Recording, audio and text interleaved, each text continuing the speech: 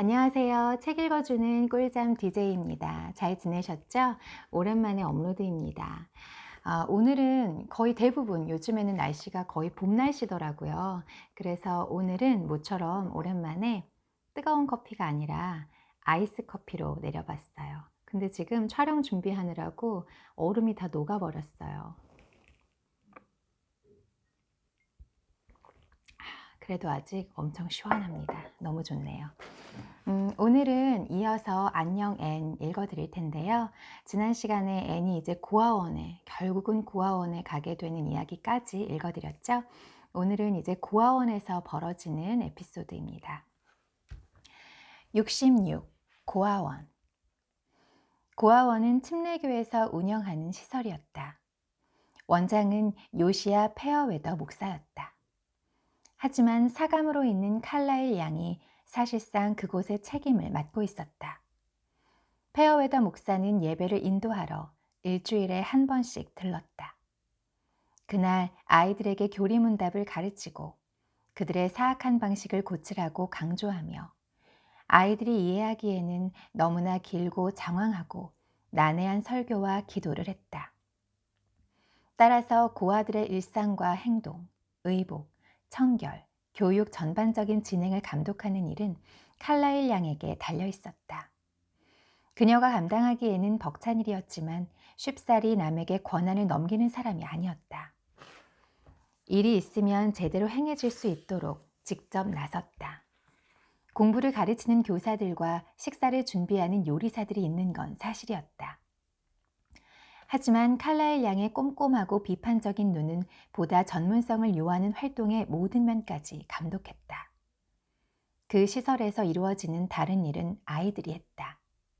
건물 청소, 빨래, 식사에 쓰이는 야채 준비, 창문을 얼룩 없이 닦는 일 등 특별한 기술과 훈련이 필요치 않은 모든 일이 아이들의 몫이었다. 칼라일 양은 감독할 게 너무 많은 관리자였을 뿐 아니라 그녀를 방해하는 또 다른 요소들도 있었다. 그녀는 엄격한 도덕관과 절대적인 청결의 중요성을 강조하는 가정에서 자랐다. 가치 있는 일에 헌신해야 한다고 배웠지만 사랑하거나 사랑받는 것에 대해서는 아무것도 배우지 못했다. 그래서 그녀는 다른 무엇보다 사랑받기를 열망하며 자랐다. 안타깝게도 그녀가 사랑받은 일이 없었기 때문에 사랑하는 방법도 몰랐다.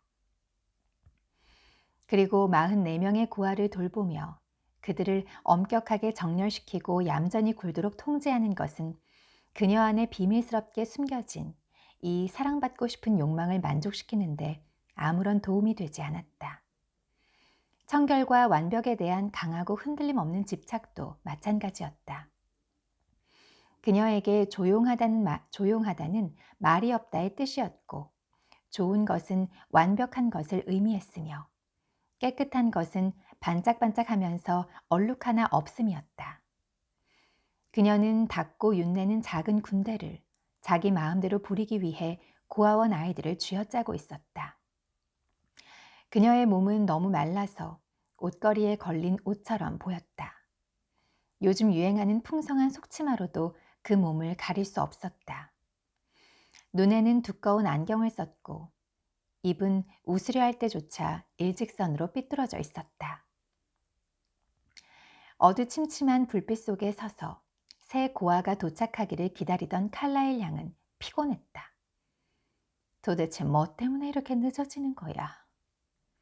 그녀는 기차 시간표를 외우고 있었다.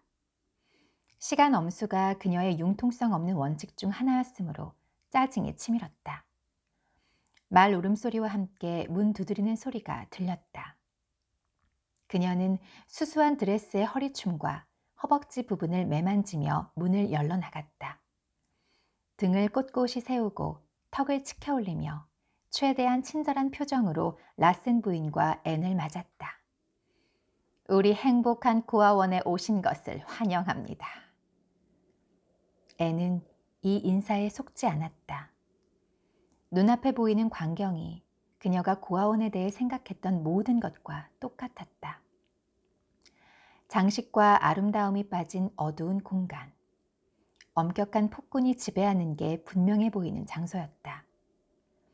칼라일 양의 사무실로 걸어가면서 애는 복도 위아래를 훑어보았다. 어두컴컴한 가운데서 길고 넓은 복도 바닥이 매우 반짝거렸다. 애는 마룻바닥이 저절로 반짝이지 않는다는 것을 누구보다 잘 알았다. 케이티 모리스와 비올레타가 그리웠다. 예상은 했었지만 아무런 위로가 되지 않았다. 다시는 꿈꾸는 시간, 혼자 있을 시간을 갖지 못하리라. 쌍둥이 6보다 더 심한 게 있구나. 음침하고 얼룩 하나 없는 복도를 훑어보며 애는 자신에게 말했다. 칼라일 양과 달리 애는 웃음 지으려 애쓰지도 않았다. 앉으세요. 사무실로 들어갔을 때 칼라일 양이 말했다. 라슨 부인은 기운이 다 빠져버린 느낌이었다. 팔걸이가 있는 의자에 기대어 앉아 이제 모든 수고가 끝났다고 생각했다. 애는 여행 가방을 다리 사이에 끼고 등받이 곧은 의자 끄트머리에 걸터 앉았다. 우리는 지금 인원이 꽉 찼어요. 도대체 어떻게 아이 하나를 더 끼워 넣을지 모르겠군요. 연락을 드릴 수는 없었지만 꽤 어려운 상황이에요. 앤의 가슴에 작은 희망이 꿈틀거렸다. 자신을 돌려보낸다는 뜻일까? 감히 그런 기적을 바라도 되는 걸까? 라슨 부인이 짜릿하고 흥분되는 사람 같지는 않았지만 아이가 없고 고양이 3마리를 키운다고 했다. 지금은 목표를 너무 높이 잡을 때가 아니었다. 애는 라슨 부인을 바라보며 웃었다. 라슨 부인은 그 미소의 의미를 알 것 같았다. 그녀의 등줄기와 가슴 속으로 두려움의 물결이 밀려들었다. 침대가 충분치 않다는 말씀인가요? 침대는 있어요. 항상 비상시를 대비해서 빈 침대 하나를 마련해 두거든요. 사고나 화재나 갑자기 버려진 아이들이 생기는 그런 경우를 말하죠. 그런 아이들에게는 즉시 침대와 보살핌이 필요해요. 그녀는 앤의 마른 팔과 다리를 보았다. 우리에겐 자기 책임을 감당할 수 있는 아이들이 필요합니다. 자기 밥값은 할 정도로 일할 수 있는 아이요. 이 커다란 건물은 깨끗이 관리돼야 해요. 44명의 아이들을 위한 음식 준비에도 많은 손이 필요하지요. 제가 보기에는... 그녀는 목소리를 흐리면서 머리를 흔들었다. 라슨 부인의 머릿속에 기차에서 들었던 앤의 이야기가 번개처럼 떠올랐다. 이 아이는 대단히 놀라워요. 전에 있던 집에서 아이 8명을 보살폈어요. 쌍둥이가 6명이고 거기에 2명이 더 있었죠. 전부 다 5살도 안 된 아이들이었답니다. 그런 걸 상상하실 수 있을지 모르겠지만요. 이 아이가 허약해 보여도 사실은 11인분의 음식을 준비할 수 있어요. 그 집에 11명이 살았거든요. 그 어머니는 건강이 좋지 않았죠. 빨래도 굉장히 많았어요. 가족 중에 오줌 싸개가 하나 있었다더군요. 매일 밤 자러 가기 전에 물 13양동이를 길어다 빨래통에 채웠대요. 대단한 아이예요, 정말로. 애는 이런 칭찬이 들으려고 평생을 기다려왔지만 전혀 잘못된 방향으로 흐르고 있었다. 애는 한숨을 내쉬고 의자에 구부정하게 앉아 고아원에 머물 각오를 했다. 글쎄요, 어쩌면 어떻게든 끼워 넣을 수 있을 것 같군요. 비상침대를 내줄 수 있어요. 다른 문제가 생기면 바닥에 매트리스를 깔면 되겠지요. 칼라일 양은 앤을 받아들일 생각이었다. 단지 상대가 자신에게 고마워하기를 바랐다. 이렇게 애매한 태도를 취하는 것이 사랑받으려는 그녀의 헛된 노력 중 하나였다. 라슨 부인은 과연 고마움을 느꼈다. 칼라일 양이 상상할 수 있는 이상으로 감사했다. 정말 감사합니다, 칼라일 양. 그녀가 인사를 하고는 떠나려고 일어섰다. 앤, 네가 이 사랑스러운 건물에서 새로 사귀는 모든 놀이 친구들과 함께 행복하길 바란다. 앤은 그게 사랑스러운 건물이라고 생각하지 않았다. 44명의 애처로운 고아들 중 누구와도 친구가 될 생각이 없었다. 대단히 안도한 라슨 부인은 더 많은 감사 표현을 넘치도록 퍼붓고 떠났다. 손님이 떠나는 것을 지켜본 다음 칼라인 양은 사무실로 돌아와 앉았다. 이름이 앤 셜리고 11살이라지. 언제부터 고아였니? 처음부터요. 부모님은 제가 3개월 됐을 때 돌아가셨어요. 그 뒤로 대단히 너그러운 두 가정이 너를 받아들여 잘 보살펴 주었구나. 정말이지 매우 감사해야겠어. 애는 아무 말 없이 자신의 가방을 쳐다보았다. 가방이 크구나, 앤. 안에 뭐가 들었니? 지나치게 많은 개인 소지품을 보관할 공간은 없다. 장난감이나 인형은 안 돼. 그런 것들은 항상 다른 아이들을 슬프거나 질투하게 만들지. 화나게 하기도 하고. 가방을 열어보겠니? 앤이 가방을 열었을 때 트루디의 아름다운 드레스가 거의 밖으로 튀어나왔다. 그건 포기해야 할 거다. 다른 개인 옷들도 마찬가지고. 우리에게는 대단히 튼튼한 원시 직물이 300만 있어. 실용적인 중간색이지. 우리 고아원의 모든 아이들은 그 우수한 천으로 된 옷을 입는다. 너한테 맞을 옷이 2벌 정도 있겠구나. 거의 딱 맞겠어. 그걸 입었던 여자애는 어디 있는데요? 그 애는 죽었어. 이곳에 적응을 못했지. 먹지도 못했고. 그 부츠는 뭐니? 그녀는 재빨리 주제를 바꿨다. 하지만 애는 공포에 가까운 감정을 느끼느라 미처 알아차리지 못했다.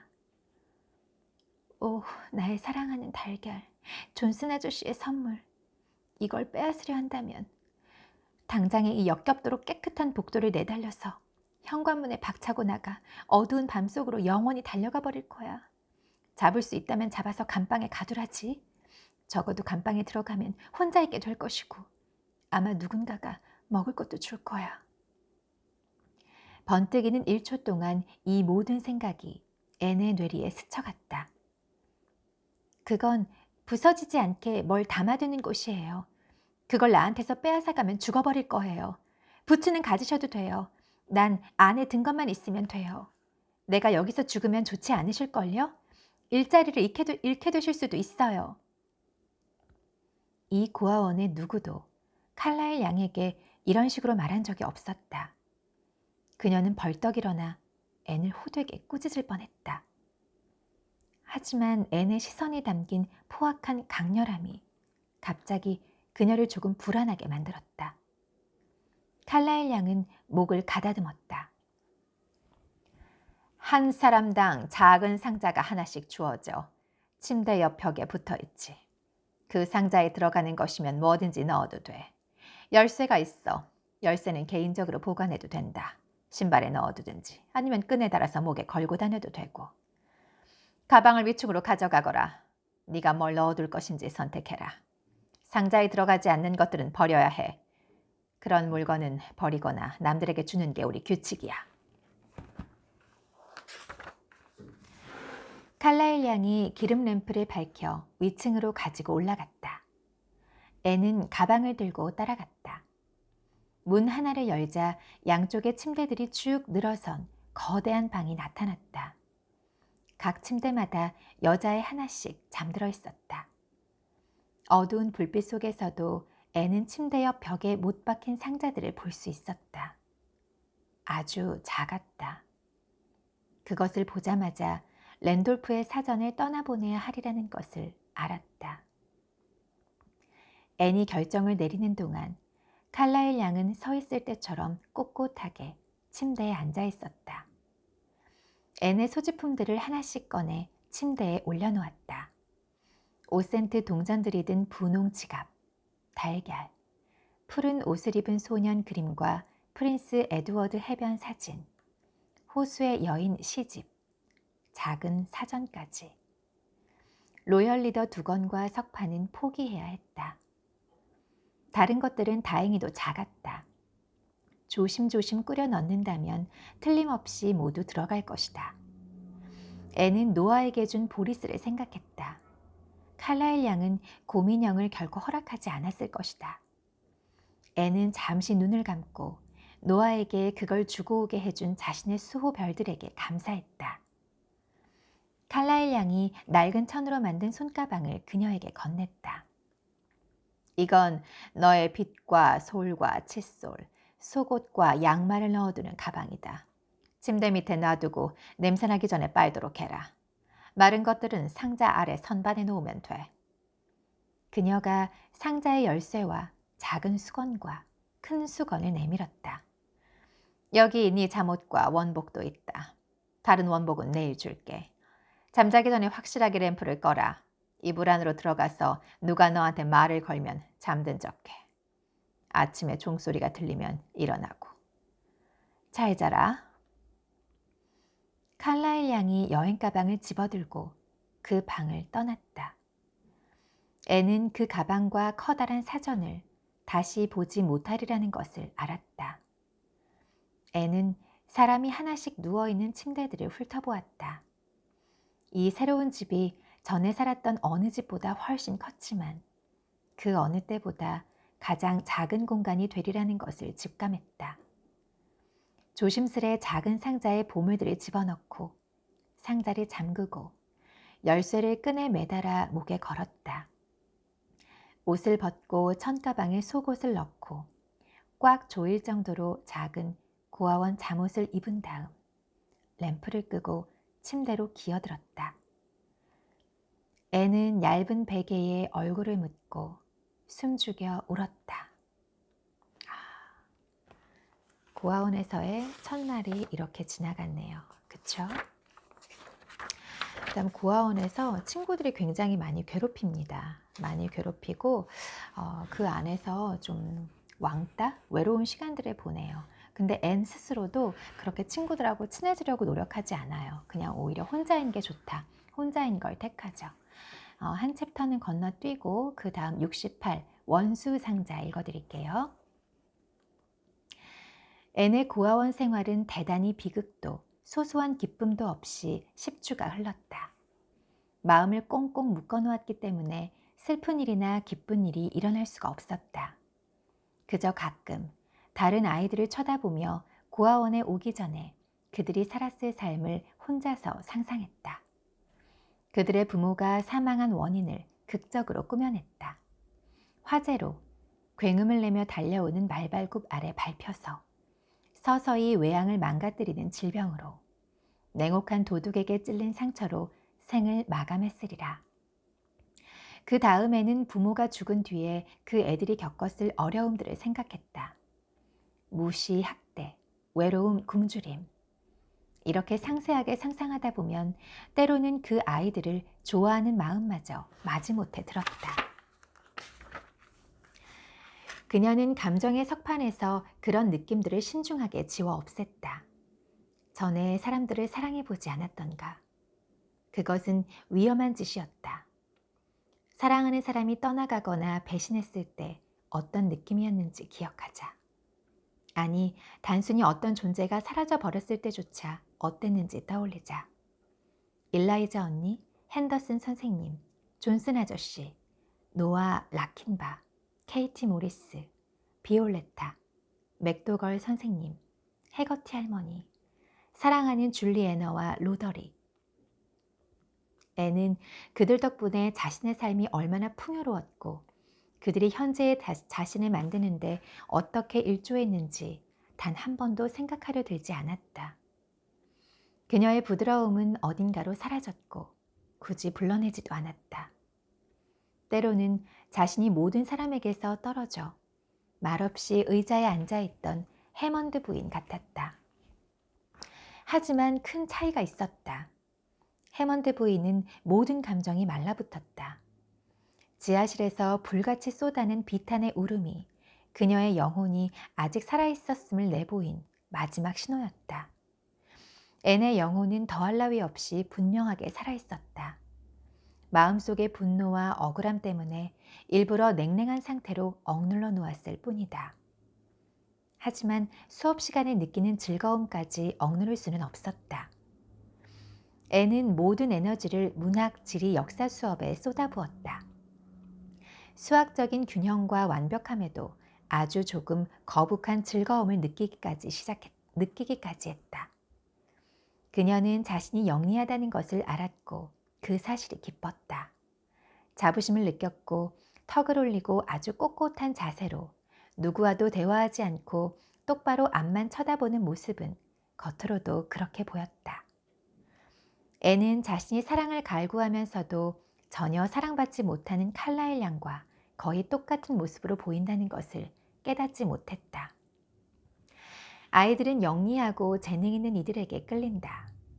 하지만 앤의 태도는 때로 다른 아이들이 용서하기 힘들 만큼의 오만함을 드러냈다. 에드너 고드프리는 앤의 영민한 머리와 도도한 태도에 호기심을 느꼈다. 이제까지 모든 사람들이 에드너의 아름다움과 준비된 웃음에 매료되었다. 하지만 앤은 그녀에게 관심을 보이지 않았다.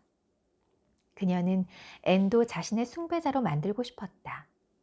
앤의 독특한 외모, 완벽한 코와 타는 듯이 붉은 머리도 조금 부러웠다.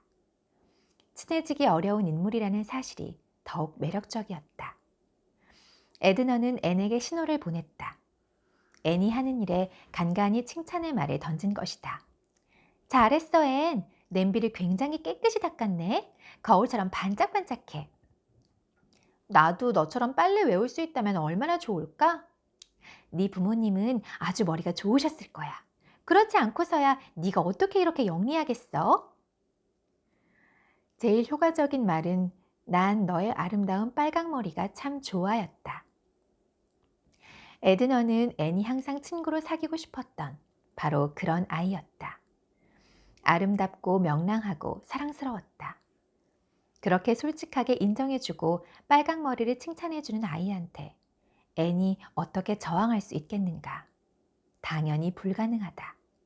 그건 에드너와 앤이 함께 설거지를 하던 날 시작되었다. 너와 함께 설거지를 하게 되다니 난 참 운이 좋아. 전에는 설거지하는 게 이렇게 행복한지 몰랐어. 앤은 자신의 단단했던 껍데기가 말랑말랑해지는 것을 느끼기 시작했다. 하지만 여전히 신중을 기했다.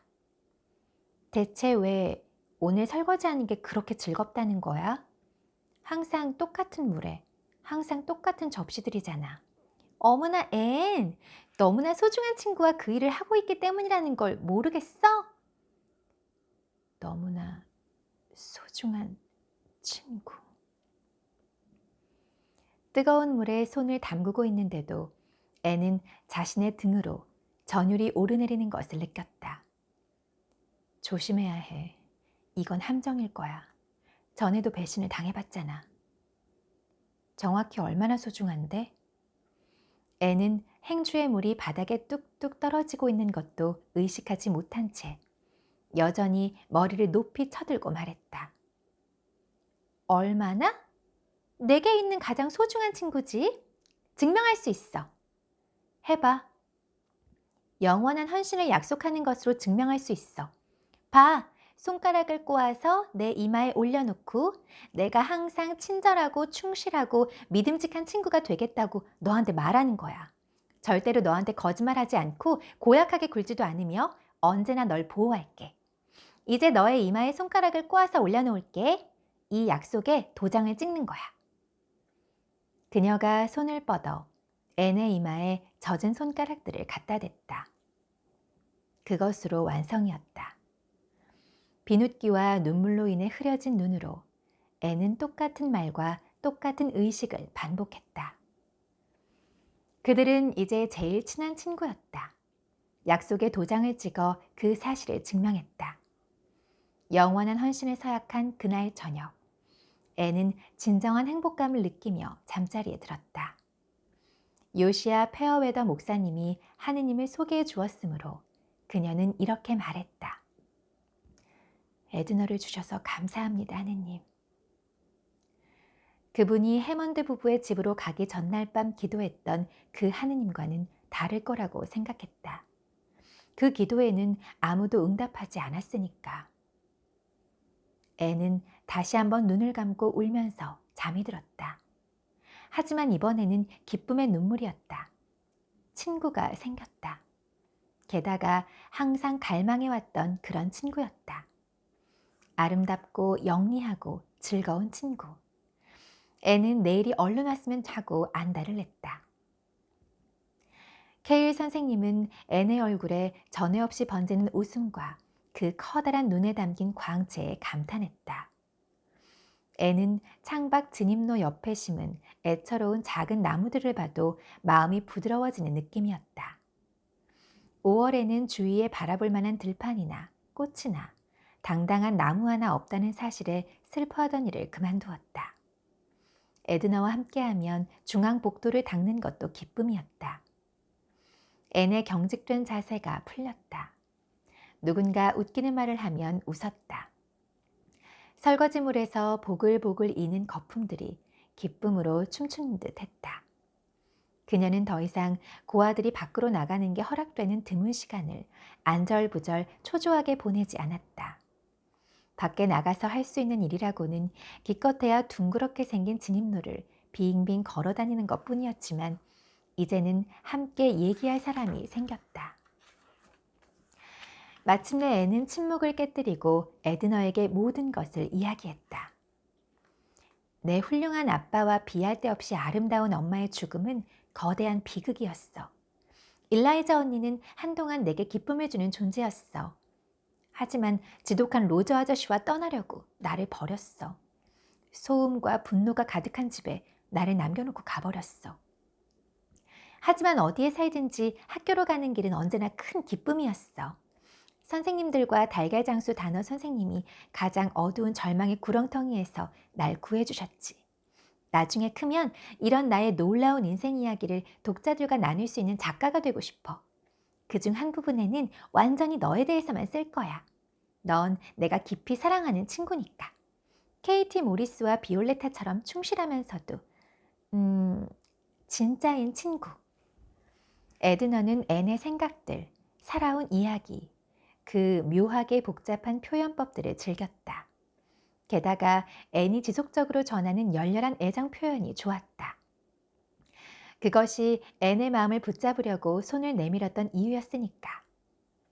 하루하루 지날수록 그것은 거의 완벽한 우정처럼 느껴졌다. 하지만 영리하고 관찰력이 예리한 에드너는 상황이 불안하게 돌아가기 시작하는 것을 알아차렸다. 다른 아이들이 앤을 좋아하기 시작했다. 앤이 인기 있는 아이가 되어가고 있었다. 게다가 훨씬 더 걱정스러운 문제는 앤도 다른 아이들을 좋아하기 시작했다는 사실이었다. 이것은 전혀 에드너가 예상하지 못했던 일이었다. 앤이 좋아하는 단어를 사용해서 말한다면 에드너는 앤을 소유하고 싶었다. 그런데 이제 다른 모든 아이들과 앤을 공유해야 할 상황으로 변해가고 있었다. 에드너는 우두커니 앉아서 마음에 안 드는 상황이 일어나는 것을 두고 보는 부류가 아니었다. 다른 아이들이 앤을 좋아하지 않게 되면 앤도 그들을 좋아하지 않으리라. 그러면 앤은 나만의 친구로만 남을 것이다. 아주 간단한 일이었다. 에드너는 기쁨과 고통에 앤이 과도하게 반응하는 걸 알았다. 고통이 닥쳤을 때 에드너 자신이 앤을 구하기 위해 거기 있을 것이다. 그래, 이 모든 골칫거리들이 정리될 수 있었다. 그것도 아주 쉽게. 앤도 에드너에 대해 여러 가지 사소한 것들을 알아차리기 시작했지만 신경 쓰지 않으려고 노력했다. 에드너는 가끔 유쾌함을 넘어서 남을 업신여기는 식으로 웃었다. 특히 남의 결점이나 특이한 점을 비꼬는 습관이 있었다. 그 아이 코는 정말 멍청하게 생겼어. 바다오리 같아 보여. 누가 그러는데 지난 일요일에 페어웨더 목사님이 교리문답을 암송해보라고 했을 때 제리가 바지에 오줌을 쌌대. 난 베티가 싫어. 말을 더듬잖아. 말을 안 하면 될 거 아니야? 지난 화요일에 새로 고아원으로 들어온 태서에 대해서는 이렇게 말했다. 내가 그 애한테 그만 울어대라고 했어. 우리도 여기 처음 왔을 때는 이곳을 좋아하지 않았어. 무슨 근거로 자기가 그렇게 특별하다고 생각하는 거야? 부모님이 월요일에 죽었으니까? 하! 그게 어제건 지난달이건 작년이건 뭐가 중요해? 어차피 우린 다 고아야. 애는 그런 말에 신경 쓰지 않으려고 노력했다. 에드너를 사랑했으니까. 에드너가 완벽하기를 기대하면 안 돼. 토마스 아저씨를 봐. 맨날 사람들을 때리고 고함쳤지만 난 여전히 아저씨를 좋아하잖아. 그러던 어느 날, 저녁 설거지를 하고 있을 때 애는 어디선가 들려오는 자신의 이름을 들었다. 앤셜리 말이야. 에드너의 목소리였다. 에드너는 다른 여자의 둘과 같이 내일 아침 식사 때 쓸 그릇들을 정리하는 중이었다. 애는 설거지를 하다 말고 귀를 쫑긋 세웠다. 냄비와 팬들이 달가닥거리는 소리와 많은 소음들 때문에 무척 소란스러웠지만 에드너의 얘기가 띄엄띄엄 들렸다. 걔는 자기가 제일 똑똑한 줄 안다니까? 우스꽝스러운 빨간 머리에 너무너무 재미없어. 게다가 그 희번덕거리는 눈이라니. 부엌의 소음들이 일시적으로 고요해졌다가 다시 들렸다. 말이 너무 많아. 또 얼마나 우스꽝스럽고 거창한 단어들을 쓰는지 자기가 사전을 통째로 삼킨 것처럼 말한다니까. 에드너는 앤에게 배운 단어인 우스꽝스럽다는 말을 심지어 2번이나 사용했다. 앤은 분노가 치밀어 오르는 것을 느끼며 싱크대 위쪽 벽을 응시했다. 고아원에 들어온 지 3개월이 넘었고 드디어 사랑할 사람을 찾았다. 그런데 그 사람이 알고 보니 악당이었다. 마귀, 흉악한 악마, 곱슬곱슬한 금발머리와 사파이어빛 파란 눈 뒤에 사악한 영혼을 숨기고 있는 괴물. 애는 씻고 있던 접시 중 하나를 집어서 허공에 높이 들었다가 바닥으로 내던졌다. 힘껏. 대단히 만족스러운 소리가 났다. 누군가 그릇 깨지는 소리를 듣고 조사하러 들어왔다. 어머나, 이런, 손이 미끄러졌네. 애는 이렇게 말하며 사기 조각들을 쓸어냈다. 그러고는 설거지통에 2 손을 걸치고 2 눈을 감았다.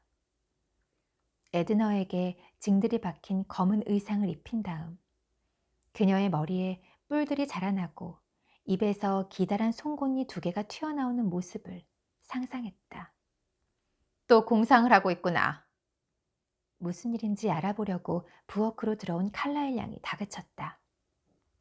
어서 눈 뜨고 하던 일 계속해라. 우린 여기에 재미삼아 46명의 고아를 데리고 있는 게 아니야. 자기 밥값을 해야지. 그날 밤 침대에 누워 애는 불운하게 죽어버린 우정을 생각했다. 앞으로도 계속 에드너와 함께 일하고 가끔은 얘기도 할 것이다. 필요한 일이니까. 하지만 다시는 절대로 그녀를 향해 웃지 않으리라. 애는 상상 속에 원수 상자라는 제목이 붙은 커다란 상자를 만들어냈다. 그 안으로 에드너의 검은 의상과 사방으로 날리는 그 끔찍한 금발머리까지 모조리 쑤셔 넣고 상자의 뚜껑을 올려 2 손으로 쾅 닫았다. 그런 다음 덤으로 상자 위로 뛰어올라 뚜껑을 짓밟았다. 현실 세계로 돌아온 애는 험악하게 웃으며 거칠한 침대 담요 밑으로 깊숙이 들어갔다. 다시는 이 끔찍한 장소에서 친구를 찾지 않을 것이다. 아, 우리 에드너 왜 이렇게 못난 생각을 했을까요? 그쵸? 계속 끝까지 서로 친구하면 좋았을 텐데. 이게 남녀 관계든 친구 관계든 소유하려고 할 때, 집착하려고 할 때, 나만의 것으로 만들려고 할 때 문제가 생기는 것 같아요. 그쵸? 오늘은 이렇게 2 챕터 읽어드렸고요. 다음 시간이면 이제 안녕에는 끝이 날 것 같아요. 이제 얼마 안 남았습니다. 제가 띄엄띄엄 읽어드리긴 했지만 그래도 그 스킵한 부분이 너무 커서 제 오디오북을 들으시면서 연결이 안 되는 일은 없게 하려고 굉장히 노력해서 챕터들을 골랐거든요. 들으시는데 불편함이 없으셨으면 좋겠습니다. 오늘 티푸드는 저는 이거 별로 안 좋아했어요. 유키즈의 잡지에 나와서 제가 이게 그렇게 맛있나? 그렇게까지 대박을 터뜨린 제품이라고 싶어 가지고 제가 사서 먹어 봤는데 너무 맛있더라고요 진짜. 손에 묻지도 않고 끈적이지도 않고 너무 달지도 않고, 그리고 제가 아몬드 별로 안 좋아해요. 견과류 같은 거 안 좋아하는데 커피랑 같이 먹으면 술술 넘어가더라고요.